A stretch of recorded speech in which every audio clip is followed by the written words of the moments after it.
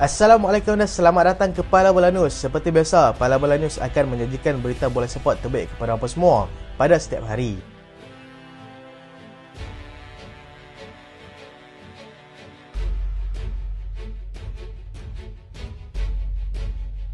Kita lihat dahulu keputusan perlawanan yang melibatkan beberapa kelab ternama di dunia. Inter Miami menang selesa 3-1 ke atas pasukan LAFC. New York Red Bull tewas 4-1 kepada pasukan Philadelphia. Kita mulakan dengan aksi bola sepak tempatan. Kelantan United atasi pasukan Kuching City di Kota Baru. Kelantan United FC akhirnya berjaya mengakhiri penantian selama 2 bulan untuk memperoleh kemenangan kedua dengan meneruskan pasukan Kuching City FC di Stadium Sultan Muhammad ke-4 semalam. Kedua pasukan turun dengan misi yang berbeza. Dengan kijang hijau berharap kemenangan kedua dapat diraih bagi meredakan tekanan ke atas jurulatih mereka, iaitu Ayrton Silva. Sementara itu, pasukan Kuching City pula mahu mengakhiri penantian selama 6 bulan untuk meraih kemenangan kedua dalam Liga Super musim ini. Perlawanan bagaimanapun terpaksa ditangguhkan sehingga jam 10.30 malam berikutan hujan lebat yang melanda Kota Baru semalam. Kuching City bagaimanapun berjaya membolosi tuan rumah terlebih dahulu menerusi jaringan Abu Kamara pada minit ke-42. Kelantan kembali menyamakan kedudukan pada minit ke-48 menerusi pemain import mereka iaitu Ismail Akinade. Oje Portera berjaya merembak kencang untuk meletakkan Kelantan di depan 9 minit kemudian, sekaligus sudah cukup untuk memberikan kemenangan 2-1 kepada pasukan Kelantan United. Dengan kemenangan ini, Kelantan United berjaya memintas pasukan Kelantan FC dengan berada di tangga ke-12, manakala Kuching City terus terpelosok di tangga tercorok Liga.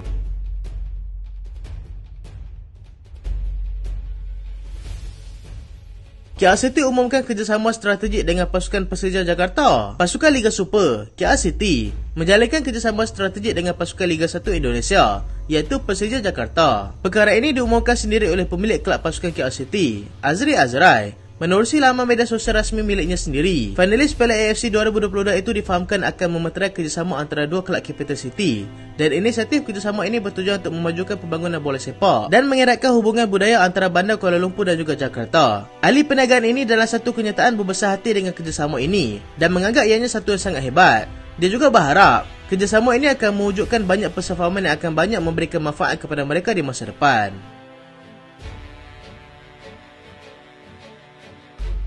Anthony digugurkan daripada skuad Brazil.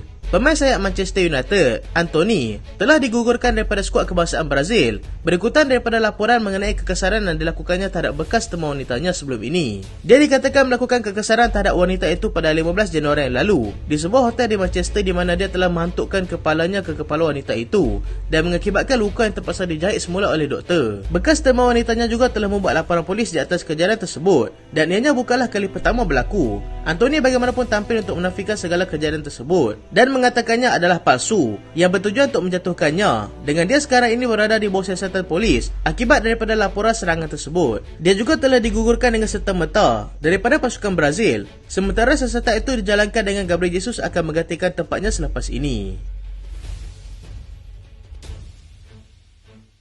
Dua pemain utama England terpaksa diketepikan. Dua pemain utama pilihan jurulatih pasukan England, Gareth Southgate, terpaksa diketepikan akibat masalah kecederaan menjelang pertemuan di antara pasukan England dan juga Ukraine serta pasukan Scotland. Dua pemain tersebut adalah Trent Alexander-Arnold dan juga Jack Grealish yang masing-masing telah mengalami kecederaan dalam perlawanan Liga sebelum ini. Trent terpaksa dikeluarkan awal semasa Liverpool menang ke atas pasukan Aston Villa hujung minggu lalu. Sementara Jack Grealish pula terlepas perlawanan menentang pasukan Fulham, di mana mereka menang mudah 5-1 ke atas lawan mereka itu. Perkara ini disahkan sendiri oleh Southgate dan tak ada perancangan untuk mereka membawa masuk pemain pengganti bermasa ini. Trent dijangka akan berehat sekurang-kurangnya 2 minggu untuk dia pulih daripada kecederaan, sementara Grealish sudah memulakan proses pemulihan kecederaan pahanya.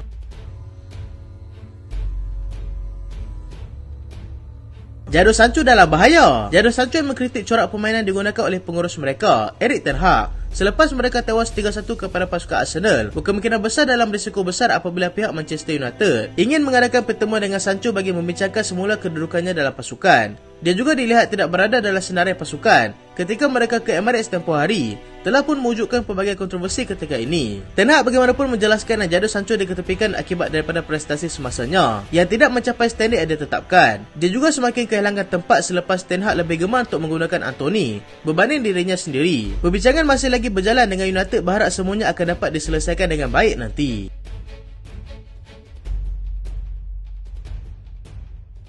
Andre Onana kembali bersama dengan Cameroon. Penjaga gol utama Manchester United, Andre Onana, keluar daripada persaraan di peringkat antarabangsa selepas dia telah dipanggil semula untuk memperkuatkan lagi pasukan kebangsaan Cameroon untuk menghadapi pusingan kelayakan Africa Cup of Nations menentang pasukan Burundi nanti. Dia menyatakan hasratnya untuk bersarah pada tahun lalu selepas bergaduh dengan pengurus pasukan negaranya, Rejobert Song, dengan menganggap semuanya sudah selesai di antara mereka. Apa yang menjadi masalah sekarang ini adalah dia berkemungkinan besar akan terlepas asing bersama United selama 6 ataupun 7 minggu sekiranya pasukan Cameroon berjaya layak ke final dalam kejuaraan tersebut. Ini akan menjadikan Altay Bayadi sebagai pilihan utama buat sementara sebelum Onana kembali untuk mendapatkan posisi utamanya semula. Kejuaraan tersebut terpaksa ditunda daripada penghujung tahun ini kepada bulan Januari tahun depan, di mana APL sudah memasuki pusingan kedua. Erik ten Hag salahkan VAR dan juga pengadil.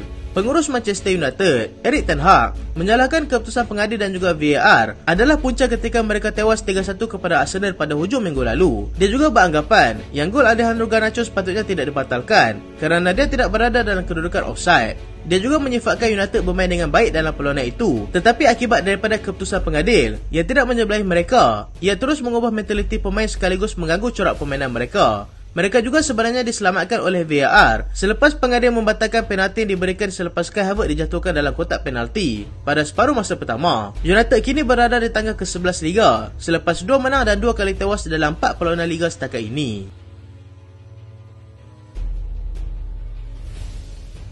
Arab Saudi sahkan tarikh akhir jendela perpindahan mereka. Pihak Arab Saudi telah mengesahkan yang jendela perpindahan mereka akan ditutup pada 7 September nanti. Ini berbeza dengan kenyataan yang dikeluarkan oleh FIFA sendiri, di mana jendela perpindahan mereka hanya akan tamat pada penghujung bulan September. Dan ini telah menimbulkan kekeliruan ramai pihak. Pengurus pasukan Liverpool, Jurgen Klopp, mahu jendela perpindahan di Arab Saudi mengikut tempoh masa yang telah pun ditetapkan seperti di Eropah. Kerana jika Arab Saudi berjaya mendapatkan pemain mereka di luar masa perpindahan di Eropah, mereka tidak sempat untuk memilih pemain yang akan dibeli untuk menggantikan pemain dijual itu. Ini berikutan kelab Arab Saudi, Al-Ittihad, yang masih belum berputus asa untuk cuba mendapatkan Mohamed Salah daripada mereka.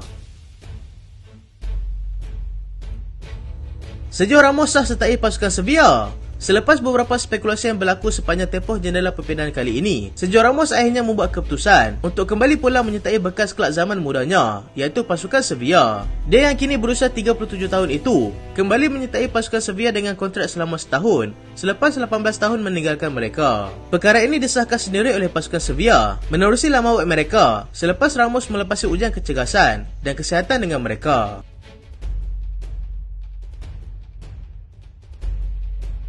Liverpool sudah mula mencari pemain baru untuk jendela perpindahan Januari nanti. Liverpool dilaporkan sedang meneliti beberapa muka baru untuk mereka dapatkan pada bulan Januari nanti. Antara nama yang disebut-sebut dalam senarai mereka adalah Andre daripada Fluminense dan seorang lagi pemain tengah iaitu Odilon Kosunu dari Bayer Leverkusen.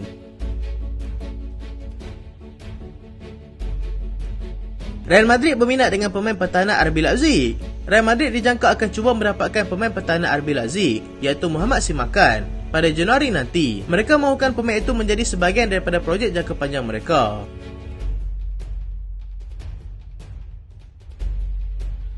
Fenerbahce berminat dengan Jorginho. Kelab daripada Turki, Fenerbahce, sedang mencari seorang holding midfielder yang baru dengan menjadikan Jorginho sebagai sasaran mereka. Mereka akan cuba memberikan tawaran kepada Arsenal sebelum jendela perpindahan mereka ditutup nanti.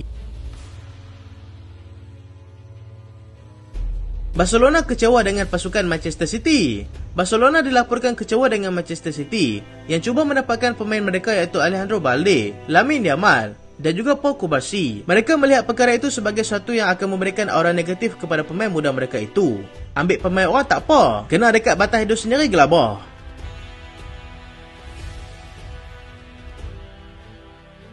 Chelsea tidak berminat dengan Brennan Johnson. Chelsea melaporkan yang mereka sudah pun berjaya untuk mendapatkan Brennan Johnson daripada Nottingham Forest, tetapi kemudiannya menarik diri untuk memberikan ruang kepada pasukan Spurs. Tak ada siapa yang tanya.